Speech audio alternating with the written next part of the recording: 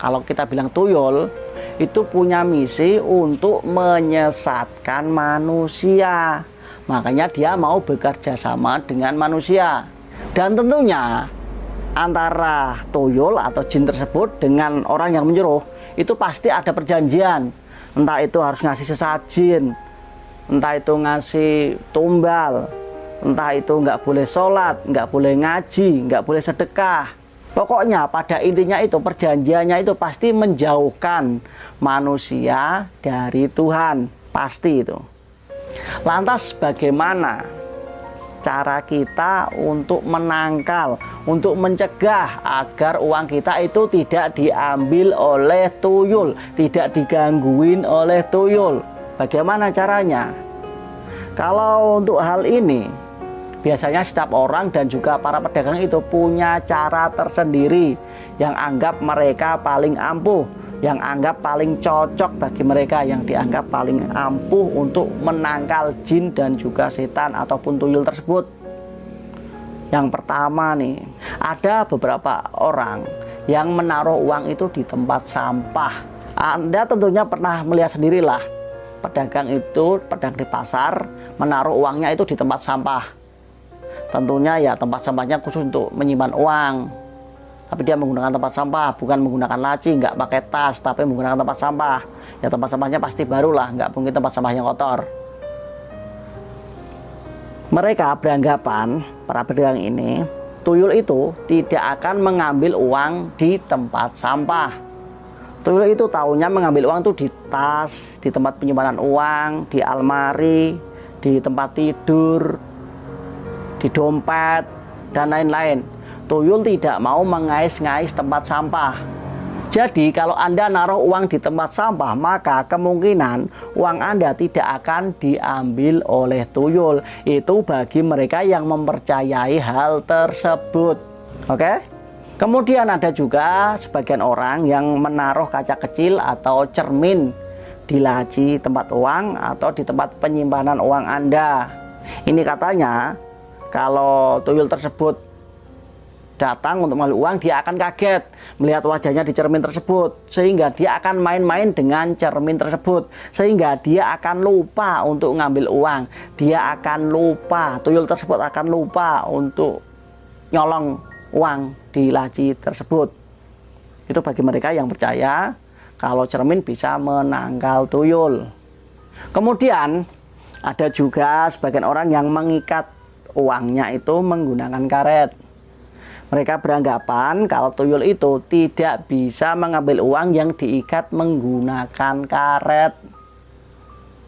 Mereka percaya dengan karet itu tidak bisa diambil oleh tuyul. Terus Anda sendiri menggunakan cara yang seperti apa agar terhindar dari gangguan tuyul, agar uang Anda tidak dicuri oleh tuyul? Cara gimana yang Anda lakukan? Kalau saya sendiri lebih memilih menyimpan uang itu dengan cara mengikat dengan karet. Tetapi dengan tambahan, saya saat mengikat uang tersebut menggunakan karet mengucapkan Bismillahirrahmanirrahim. Ini contohnya. Uang ini sebelum saya ikat, ini saya rapikan, kemudian saya gulung seperti ini. Kemudian saat saya mengikat uang ini, saya mengucapkan Bismillahirrahmanirrahim. Insya Allah tuyul tidak akan bisa mengambil uang di ikatan karet ini yang menyebut Bismillahirrahmanirrahim. Kemudian setelah saya ikat uang ini, saya taruh di tas atau saya simpan di laci di lemari. Kemudian saat saya nutup lemari tersebut, saya pun mengucapkan Bismillahirrahmanirrahim. Maka tuyul, setan, jin tidak akan bisa membukanya. Seperti penjelasan hadis yang berikut ini.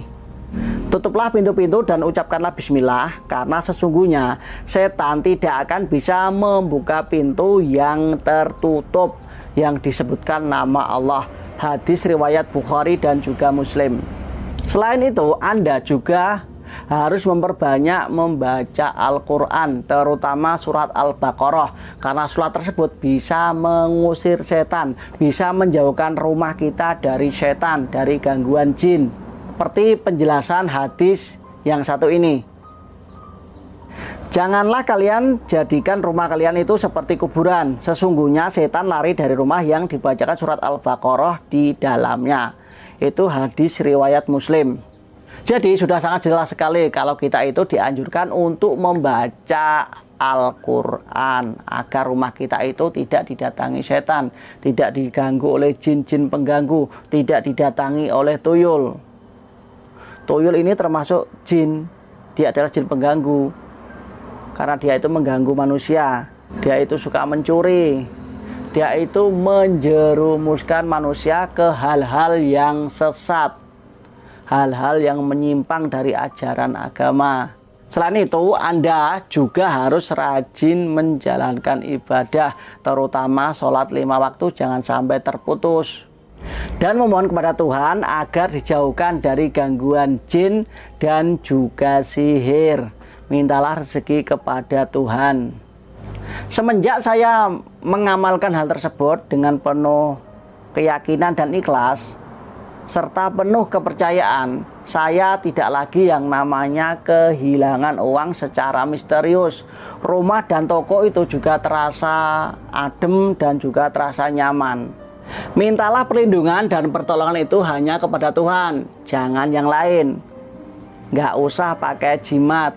Jauhi segala sesuatu yang berbau dengan klinik, karena hal itu sungguh sangat menyesatkan bagi Anda sendiri. Semoga bermanfaat. Salam.